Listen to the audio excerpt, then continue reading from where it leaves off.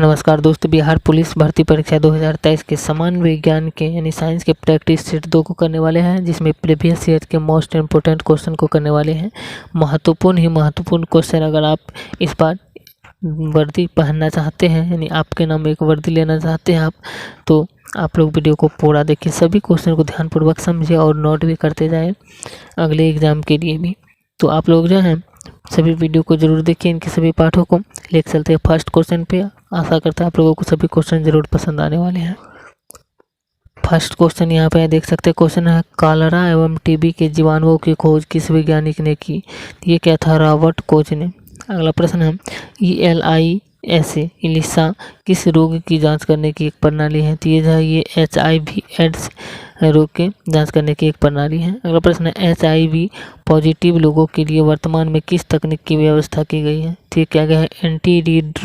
Anti retrovirus therapy, जिसे ART short में कहा जाता है। अगला प्रश्न है, चिकनगुनिया किस मच्छर के काटने से होता है? ये होता है एडिस इजिप्टी मच्छर के काटने से। अगला प्रश्न, अस्थियों की कुल संख्या कितनी होती है? तो अस्थियों यानी हड्डियों की कुल संख्या 206 होती है। ध्वनि की तीव्रता की इकाई क्या है? तो ध्वनि की तीव्रता की इकाई है बेल। अगला प्रश्न है, डेसीबेल किसके बराबर होता है? तो ये होता है 1/10 बेल के बराबर डेसीबेल होता है। अगला प्रश्न जो है यह है, अपकेंद्रीय बल की दिशा क्या होती है? तो अभिकेंद्रीय बल के विपरीत होती है अपकेंद्रीय बल की दिशा। अपकेंद्रीय बल की दिशा। अगला प्रश्न है, एक व्यक्ति लिफ्ट पर खड़ा है और यदि डोरी टूट जाए तो उसे अपना भार कितना प्रतीत होगा? तो 0 के बराबर प्रतीत होगा उसका अपना भार। अगला प्रश्न को आपका प्रश्न बताने से पहले आप लोगों को बता दें कि वीडियो अच्छे लग रहे हैं तो वीडियो जरूर लाइक कर दीजिए और चैनल पर नए हैं चैनल को सब्सक्राइब भी करके रख लीजिए। अगला क्वेश्चन देख सकते हैं। क्वेश्चन हम, स्वतंत्र रूप से गिरते हुए लिफ्ट में बैठे व्यक्ति के सिर पर रखे बोझ का भार कितना होगा? तो वो भी 0 के बराबर होगा। अगला प्रश्न है, वह बिंदु जिस पर समस्त भार कार्य करता है, चाहे वस्तु जिस स्थिति में रखी जाए, क्या कहलाता है? तो वो कहलाता है गुरुत्व केंद्र। दोस्तों, इस वीडियो में टोटल 50 क्वेश्चन करने वाले हैं। इसके पहला पार्ट चैनल पर अपलोड है, इसके नेक्स्ट पार्ट भी जल्द अपलोड होने वाले हैं, तो चैनल को भी सब्सक्राइब करके रखें। अगला प्रश्न है, कार्य द्वारा प्राप्त ऊर्जा क्या कहलाती है? तो ये कहलाती है यांत्रिक ऊर्जा। अगला प्रश्न है, गुरुत्व जनित त्वरण का मान कितना होता है? तो ये होता है 9.8 मीटर प्रति वर्ग सेकेंड। अगला प्रश्न है, चंद्रमा किसका एक उपग्रह है? तो चंद्रमा जो है पृथ्वी का एकमात्र उपग्रह है। अगला प्रश्न है, किसी सतह के एकांक क्षेत्रफल पर लगने वाले बल को क्या कहते हैं? तो उसे कहते हैं दाब। अगला प्रश्न है, दाब किस प्रकार की राशि है? तो दाब जो है ये एक अदिश राशि है। अगला प्रश्न है, सभी द्रव्यों के क्वथनांक पर दाब का क्या प्रभाव पड़ता है? तो क्वथनांक बढ़ जाता है। सभी द्रव्यों के क्वथनांक पर जो है दाब का प्रभाव जो है ये क्वथनांक बढ़ जाता है। अगला प्रश्न है, एक आदर्श तरल की श्यानता कितनी होती है? तो ये होती है 0 के बराबर। अगला प्रश्न है, प्रत्यास्था की सीमा में किसी वस्तु में उत्पन्न विकृति उस लगाई गई प्रतिबल के अनुक्रमानुपाती होती है। ये किसका नियम है? ये हुक का नियम है। अगला प्रश्न है, प्रत्यास्था गुणांक का ऐसा मात्रक क्या है? तो यह है न्यूटन वर्ग मीटर या पास्कल। अगला प्रश्न है, चंद्रमा पर लोलक घड़ी को ले जाने पर उसका आवर्तकाल क्यों बढ़ जाता है? तो क्योंकि चंद्रमा पर जी का मान पृथ्वी के जी के मान का 1/6 गुना होता है, इसीलिए बढ़ जाता है। अगला प्रश्न है, किसी उपग्रह के अंदर कौन सी घड़ी नहीं चलेगी? तो लोलक घड़ी नहीं चलेगी। अगला प्रश्न है, ध्वनि की चाल सबसे कम किस में होती है? तो ध्वनि की चाल सबसे कम जो है गैस में होती है।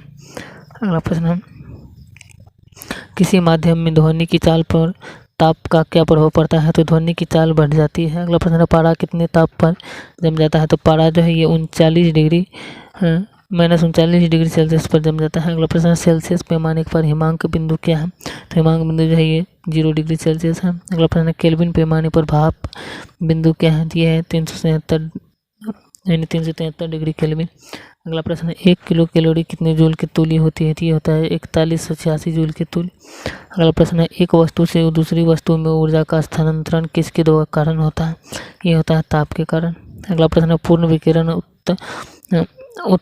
उत्तम आपी किस नियम पर आधारित है? ये स्टीफन के नियम पर आधारित है। अगला प्रश्न जो है द्रव की खुली सतह से प्रत्येक ताप पर धीरे धीरे द्रव का अपने वाष्प में बदलना क्या कहलाता है? ये कहलाता है वाष्पीकरण। अगला प्रश्न है, बायल के नियमानुसार क्या स्थिर रहता है? तो ताप जो है स्थिर रहता है। अगला प्रश्न है, चार्ल्स के नियमानुसार क्या स्थिर रहता है? ये रहता है दाब। अगला प्रश्न है दाब के नियम से क्या स्थिर रहता है, ये रहता है आयतन। अगला प्रश्न है गैस समीकरण क्या है, तो गैस समीकरण जो ये है PV बराबर RT। अगला प्रश्न है प्रकाश क्या है, तो प्रकाश एक प्रकार का ऊर्जा है। अगला प्रश्न जो है जो वस्तुएं स्वयं प्रकाश उत्पन्न नहीं करती बल्कि दूसरों को प्रकाश में दिखाई देती उन्हें क्या कहते हैं, उन्हें कहते हैं अप्रदीप्त वस्तुएं। अगला प्रश्न जो है ये वे वस्तुएं जिनमें से होकर प्रकाश की किरणें निकल जाती है वे क्या कहलाती है, वे कहलाती है पारदर्शक वस्तुएं। अगला प्रश्न है किसी व्यक्ति को अपना पूरा प्रतिबिंब देखने के लिए कितने लंबे दर्पण की आवश्यकता होगी, तो अपनी लंबाई का आधा दर्पण की आवश्यकता होगी। अगला प्रश्न है लेंस की क्षमता तथा फोकस दूरी में क्या संबंध है, तो इसमें संबंध जो है यह है P बराबर 1/f, जहाँ P लेंस की क्षमता है और f फोकस दूरी है। अगला प्रश्न है प्रकाश विद्युत प्रभाव से प्रतिपादन कौन है, यह है आइंस्टीन। अगला प्रश्न है दो आवेशों के बीच लगने वाले बल की गणना किस नियम के अनुसार की जाती है, ये क्या जाता है कूलाम के नियम के अनुसार। अगला प्रश्न है विद्युत विभव का सही मात्रक क्या है, तो विद्युत विभव का मात्रक जो है वोल्ट। अगला प्रश्न है विभवांतर का सही मात्रक क्या है, तो विभवांतर का सही मात्रक है वोल्ट। अगला प्रश्न है विद्युत फ्यूज किस मिश्र धातु का बना होता है, ये होता है टीन व शीशा का। टीन जो है 63% पाया जाता है और शीशा जो है 37% पाया जाता है। अगला प्रश्न है चालकता का सही मात्रक क्या है, चालकता का सही मात्रक है ओम1। इसे भी लिख सकते हैं, ये संकेत है या मोह या सीमेन भी कहते हैं। अगला प्रश्न है एक आदर्श एमीटर का प्रतिरोध कितना होना चाहिए, यह होना चाहिए 0 के बराबर होना चाहिए। अगला प्रश्न है एक आदर्श वोल्टमीटर का प्रतिरोध कितना होना चाहिए, यह होना चाहिए अनंत। अगला प्रश्न है ट्रांसफार्मर का क्या कार्य है, तो ये जो है AC वोल्टेज का उपचयन या अपचयन करता है। अगला प्रश्न है ट्रांसफार्मर की क्रोड किसकी बनी होती है, ये नर्म लोहे की बनी होती है। अगला प्रश्न है ट्रांसफार्मर किस सिद्धांत पर कार्य करता है, ये जो है ये विद्युत चुम्बकीय प्रेरण के सिद्धांत पर कार्य करता है।